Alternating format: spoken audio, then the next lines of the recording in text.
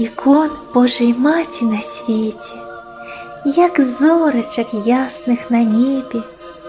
Ми усі Богородиці діти, великую маємо потребу у ласці, пяшчоці, любові, яе клопотливого серця, у матчным теплым покрове. Глядим на образ у окенца, и свечки, и кветочки ставим, целуем икону святую, Христа, Сына Божьего славим, и Маті Его Пресвятую. Пресвятая Богородица, ратуй нас, Пресвятая Богородица, допомагай нам. Мабуть, гэтыя словы молитвы промаўляла я, маленькая, калі цудоўныя алоўкі, пэнзлік, фарбы працавалі над новым маім малюнкам. Тады ў дзяцінстве я запомнила, што нават самы маленькі абраз, самая дробная іконачка мае цудатворную сілу, калі прыступіць з вялікай любов'ю і верай да самой Маці Божай, да Пресвятой Богородицы, заступніцы, малітвенніцы за род хрысціянскі. І устаўшы, Марыя ў тыя дні пайшла з паспешнасцю ў горны край, у горад Іудаў, і ўвайшла ў дом Захарыі і павітала Лізавету. І сталася, калі пачула Лізавета вітанне Марыіна, устрапянулася дзіцятка ва ўлоне яе, і напоўнілася Лізавета Духом Святым, і ўсклікнула моцным голасам і сказала: «Благословенная ты сярод жанчын, і благословенный плод улоня твайго. І адкуль гэта мне, што прыйшла Маці Господа майго да мяне? Бо калі голас вітання твайго дайшоў да вушэй маіх, устрапянулася дзіцятка радасна ва ўлоне маім. І блажэнная тая, што паверыла, бо збудзецца сказанное ёй ад Господа». І сказала Марыя: «Величая душа моя Господа, и узрадовался дух мой у Богу Збавителю моим, что спаглянуў ён на покору рабы сваёй, бо вось ад гэтага часу буду зваць мяне блажэннай усе роды, бо учыніў мне вялікае, моцнае і святое імя Яго».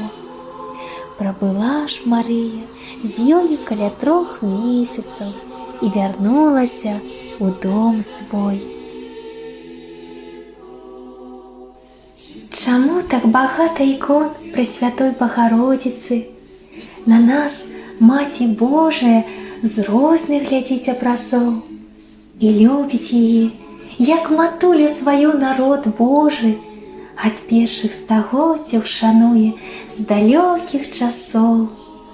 У кожнага ў хаце ёсць Божая Маці Казанская, святую ікону дзяржаўнай завуць не здарма.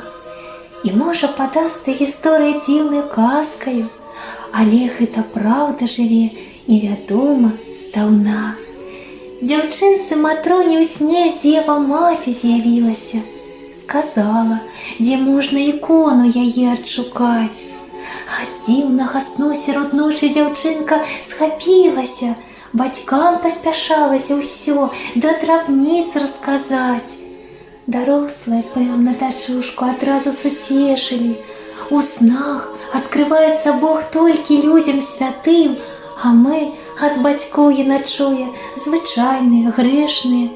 Ідзе дасынаць, але бачыць зноў лік Пресвяты. Цяпер Богородица строга дзяўчынцы наказвае і ёй даручае знайсці цудатворны абраз. Матрона маленькая родным бяжыць і расказвае, і як не паверыць, у цяжкі, у роспачны час сама Маці Божая, наша заступніца шчырая, людзей не пакіне, хто просіць яе, да прыні. Из кожной святыни, иконы, любовь ее милая глядит на детей, чудотворить и в наши дни. А мы-то ее звернем сёння молитву соборную, зеленым листком уздымается просьба наверх.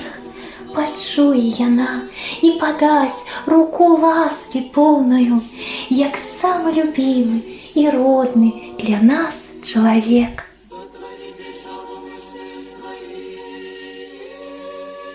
Честнейший Херувим и славнейший без сравнения Серафим, без искрения Бога слова росшую,